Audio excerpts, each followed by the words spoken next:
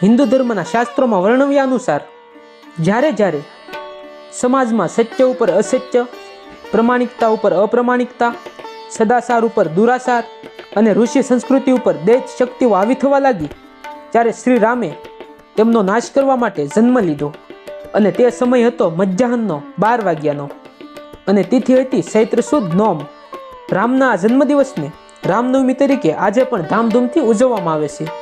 આ રામનવમી માત્ર શ્રી રામના જીવનની જ નહીં, પણ એક એવા પુત્રની આપણને યાદ અપાવે છે કે જેણે પિતા, માતા, ગુરુ, પત્ની અને નાના ભાઈ ભાડુ પ્રત્યેની ફરજો ઉપરાંત કુટુંબ તેમજ સમાજ પ્રત્યેની ફરજો નિષ્ઠાપૂર્વક નિભાવવાની સાથે સાથે એક મર્યાદા પુરુષોત્તમ તરીકેનું જીવન વ્યતીત કર્યું હતું. તો મિત્રો, આ રામનવમીના શુભ દિવસે ભગવાન શ્રી રામના ચરણોમાં એક જ પ્રાર્થના કે મારું અને તમારું બધાનું જીવન સુખ, શાંતિ અને સમૃદ્ધિથી ભર્યું રહે. સીતારામ.